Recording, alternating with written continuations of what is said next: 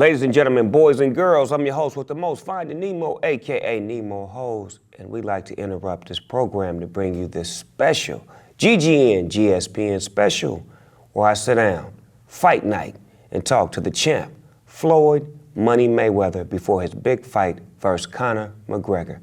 So stick around, and we're gonna have that interview for y'all to check out with Snoop Dogg and Floyd Money Mayweather. You dig?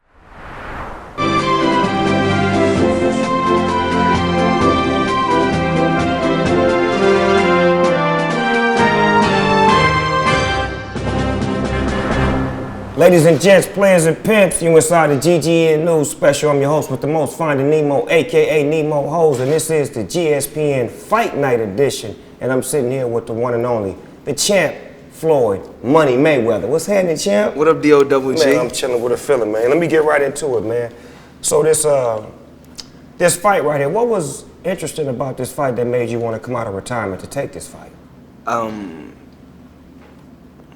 Something different. It's something different. I feel that in the fight game, they couldn't find no fighter that could beat me, standing up. So they had to go to a whole nother planet, had to go to a whole nother world to bring somebody into the world that I've been dominating for over 20 years to see if they got the May Vinci code, see if they can crack the May Vinci code. It's yet to happen, and we'll just see. My thing is this. You've been doing this for a long time. Yeah. And this is like your profession, especially the way you're so defensive inside of the ring. What obstacles do you see that he present to you as far as in the ring? I think he's, on paper, if you really look at this, he's a lot taller. He's not a lot taller, but he's taller, has a longer reach. Youth. Youth plays a major part. He's in his 20s, I'm in my 40s.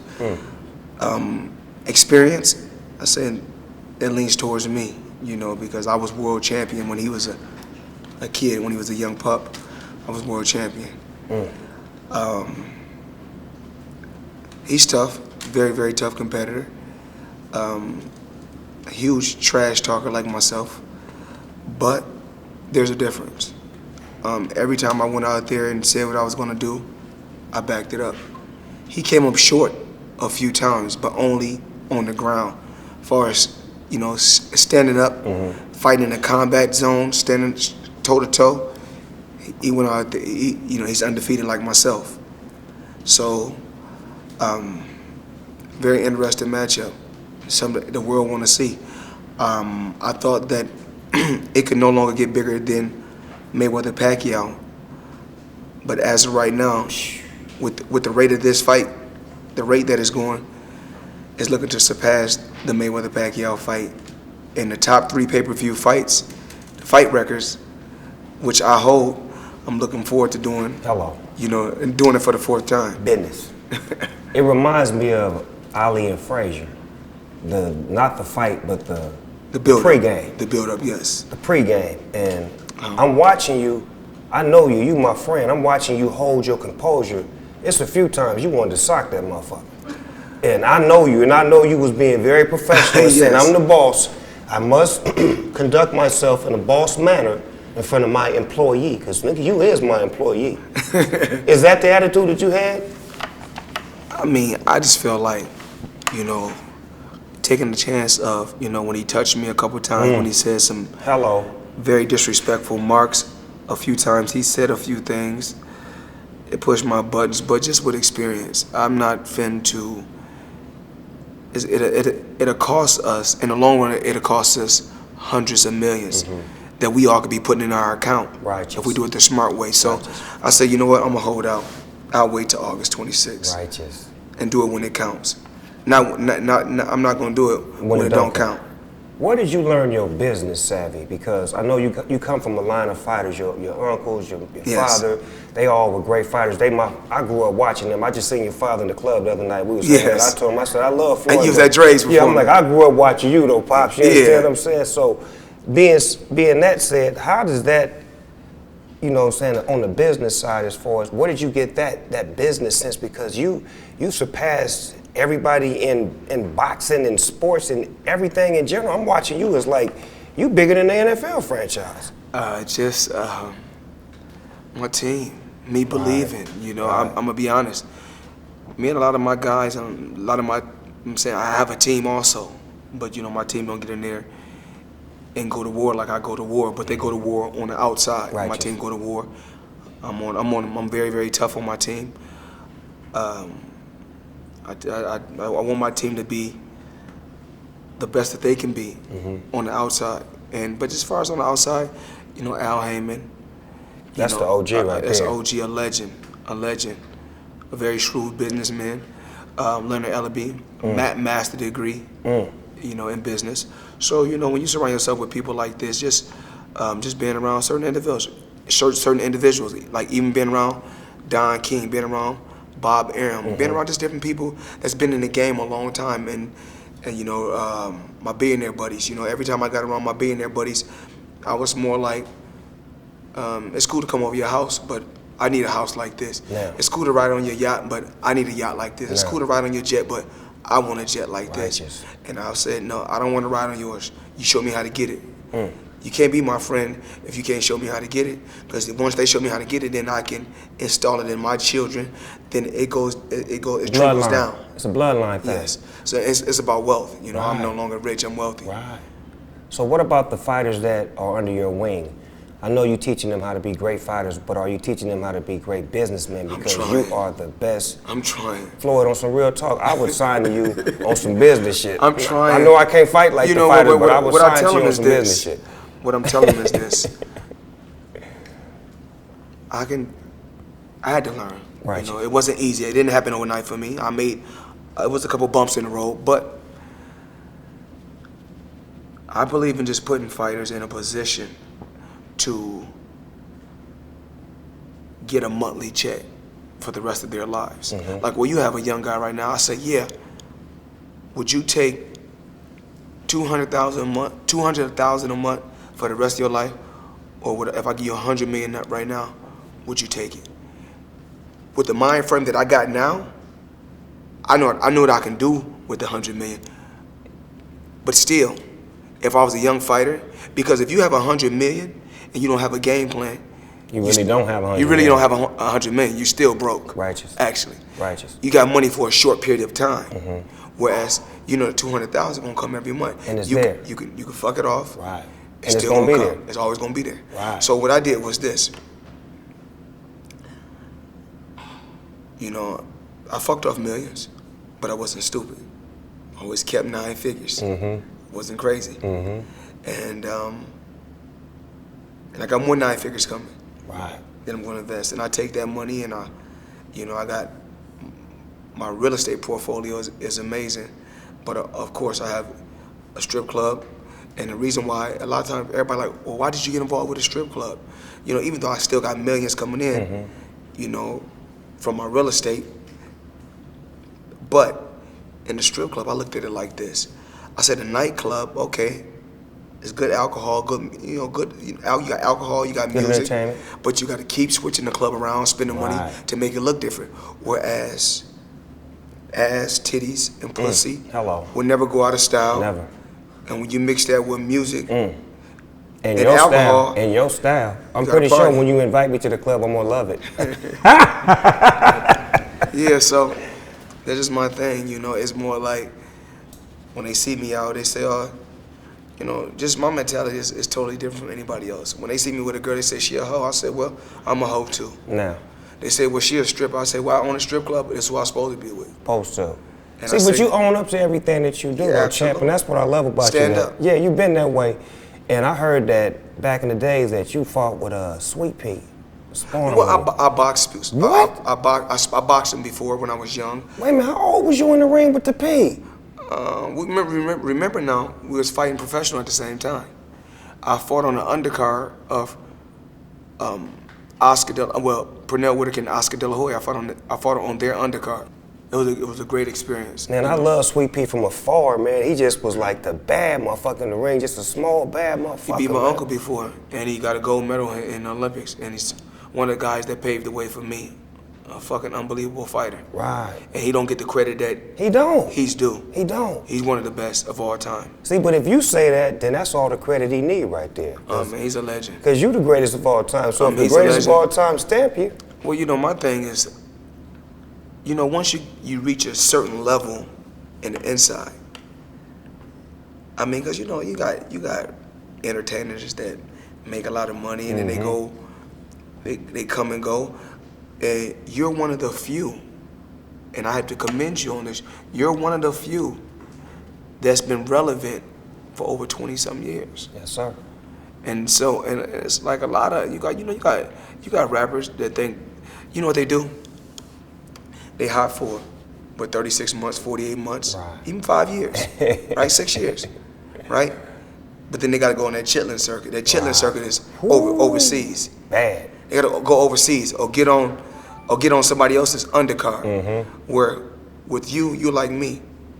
Once you became the main event, you stayed the main event and you stayed the main attraction. And became the boss. Oh, you know, we got to do that. We got to be the boss. Got to do that. That's my show you on right now. You know that, right? D-O-double-G.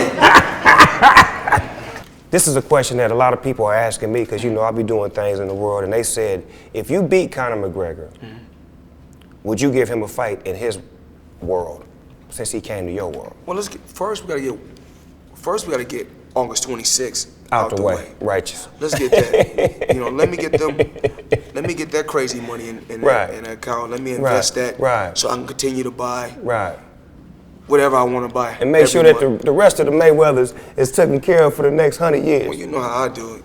You know, houses in Beverly Hills, New York, Miami. I want y'all to be like the Hiltons, like the Crafts, like the, you hear me? No, like, I tell I want them to be like the Mayweathers. Man, I love that even more. That's even better. You understand what I'm saying? Because we need that. We need that history to break history, to show that, okay, that we changed the game and now we have a bloodline of family. I try to teach my sons and my family the whole line. Look, man, when I'm doing this for y'all so y'all can keep it running. Yeah, I mean, you had your boy, and you was at Queensbridge, the high rise. Yes, sir. Had your son in school. Yes, sir. You know, but once they get to a certain age, they do what they want to do. Gotta go. We raise them as far as we can raise them. But once they get to a certain point, even like my boy, I mean, it's certain things, like he got a little girlfriend.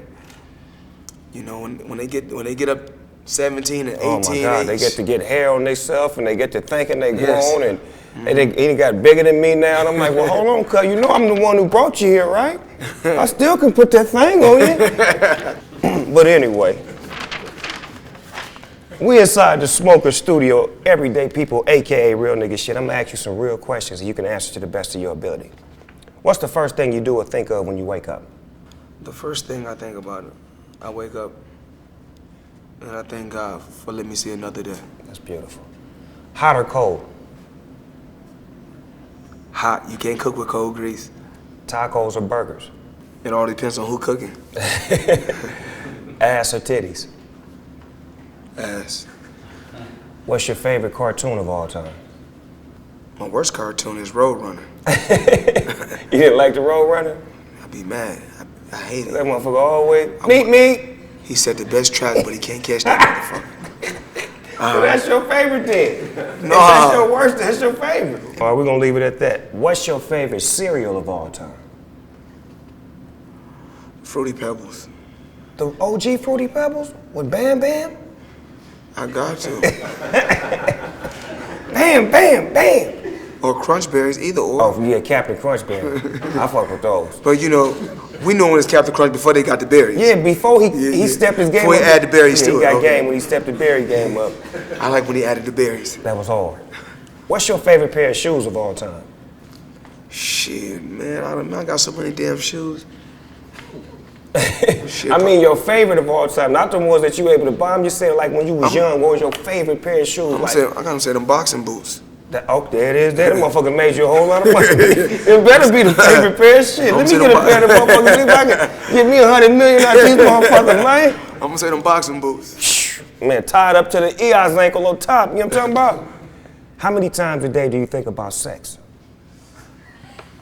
Man, everybody laughing. What's going on? They don't really get that much pussy. Let me see, Snoop. I think when I'm in training, They say your testosterone buildup is crazy. Immaculate. So the harder I train, the more I think about it. When I'm not in training, I really don't think about it. I put the bread before I put a bitch. I know that's right. I'm saying, I got to put the money first. Gotcha. But at the end of the day, we wouldn't be here if it wasn't for the women. Say that. But one thing I always say is this. They say, what's the most powerful thing on earth? I say pussy. They say not money. I said no. Because you got to come out of pussy to make money. But I think about it. Every time I get a fresh check, I think about some more pussy. What's the worst job you've ever had? I only had one job. For real? Shit. Your whole life just boxing? Yeah, my whole life. That's gangster. What's the best live show you ever seen? Shit, Snoop, D-O-double-G. Say that then. If you could remake any movie and star in it, what would it be? Let's do it again. And who would you be? Because there was some bad motherfuckers in that movie. Geechee Dan. Yeah, I don't. 40th Street Black. I'd probably be Booty Farnsworth. I don't want to be. I probably would be Booty Farnsworth. Because Booty did win the fight, didn't he? But they hypnotized, man. They hypnotized him. Yeah, I want that. I got to do it again. If you could have a superpower, what would it be? That's a tough one. to make this world a more positive place. That's gangster. We ain't never had that one, huh, Mosaic? No, that's the first. That's the first. I was gonna say I already got one. Yeah. Usually motherfuckers be saying, I want to teleport so I can disappear on my bitch when she start talking shit. I want to be able to fly or some shit like that. That nigga said some cold shit. That was cold, champ. That was cold. So, champ. I ain't got to worry about flying. I got planes. You can do that. So, champ, when it comes to being the greatest of all time, how do you feel about your name in the conversation with Muhammad Ali? I think Ali is a legend. He's a true legend. Not just for fighters, but he stood for a cause in the era where it was hard to do. It was extremely rough for Black Americans. And you was a kid watching them fights, right? Yes, I watched Ali. I watched him more towards the end of his career when he wasn't, You seen him against Larry Holmes? I didn't like it.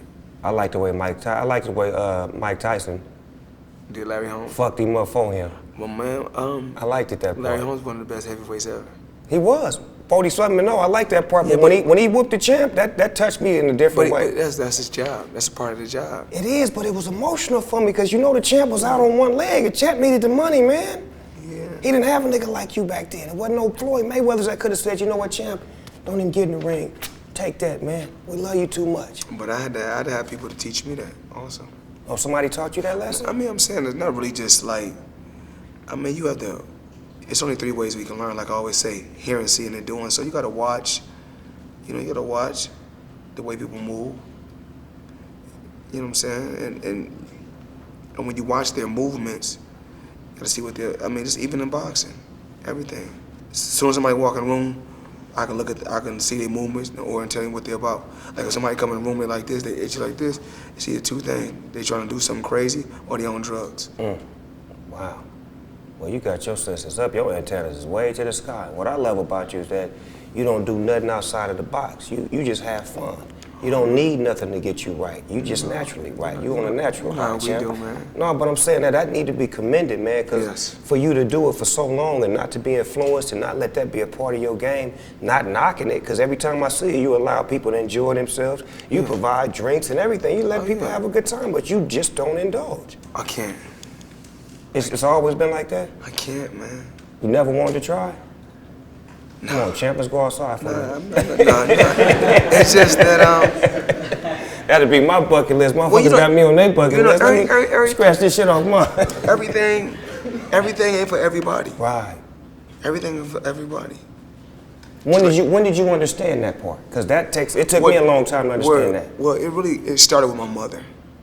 With your mother being on drugs. Right. My mother was on drugs. She used to drink. And sometimes she lay in the house and don't get dressed. So I always said to myself, if I find a woman, I want my woman to get up, get dressed, and look good for me. It's okay for her to, even if she smoke, I don't want her smoking cigarettes. My Right. mother smoked cigarettes. Right. So that was if I meet a woman that smokes cigarettes, that's a turn no-no. off. It's a turn off. So if a woman, of course, in this era, this is the smoke era. So Right. you're gonna catch a woman that smoke a puff little bit. But occasionally, I vape. prefer my woman to smoke joints and not Right. blunts. Exactly. It's more classier for a woman. Righteous. So that's just my thing. That's what I prefer. Like, Right. Don't knock it till you tried it. You never know if the champ really retired. We may have to have a little smoke party for him in the secret garden. Bring it to the strip club one night. When you gonna invite me to the club, champ? I thought you was gonna come Saturday. I'm gonna fall up in there you because gonna I'm hearing beautiful things and I'm loving the selection of ladies that works there. Real man. classy. I see it. Real I classy. got my eyes like you. I'm watching, I'm hearing, Real and classy. I'm watching the moves that's being made, and then I'm gonna jump in and see what I feel. And you can bring your smoke with you. I can. I Absolutely. love you, champ. You can bring your smoke with you. Champ, man, this is the champ, man. You know it. See, when you know the champ, you get champ shit done for you. You know what I'm talking about? Championship shit. Yeah. What about franchises coming to Las Vegas? Do you want to invest? Because I know at one point you were trying to invest in the Clippers, or your name was being brought up as far Yes. as buying the Clippers. I mean, I'm still thinking about buying an NBA team. I mean, I can buy an NBA team now. I mean, Yeah, because you heavily involved. I mean, it's crazy when they be like, Mayweather got tax problems. My man, listen, I can buy an NBA team if I want to. Champ, did you hear me ask you anything about money problems? I'm just saying. This is me. I know. You know me. I The can buy media an NBA team. love to start some shit. Of course, they try to knock us any way they can. I seen how you threw money all on the boy at the. You went bad on him. I loved it. Well, I had to do it. You want to. You went so if nigga you on want him, I loved it. if you want to dress like you, if you want to have your shirt off and have a mink on like you at the girl collection, I ain't never seen nobody. You talking about class and classiness. You talk about style. Remember, money can't buy class. Money can't buy style. So, my man had a mink on in the summer. A mink on in the summer, but you was just walking on Fifth Ave with no shirt on at all. So I let you know how hot it was in Right, New York. Exactly. So I said, we want to get you a job at the girl collection. So I threw money on him. Champ, man, I want to thank you for giving me this interview, man. I know you got a Man, busy we got schedule, to man. anytime for the Snoop show. Man, come on, anytime. dog. And I know you're gonna do your thing in the ring, man. And I love you. I support you, and I'm proud of you. And I'm glad that you're gonna make us happy. Snoop, we love you. We appreciate you. Yes, sir. We want you to keep up the legendary work. You're not just a legend in the game. You're an icon. Thank you, sir. And we take our hat off to you. Me and the money team and me and my family. Right back at you, Floyd. Champ.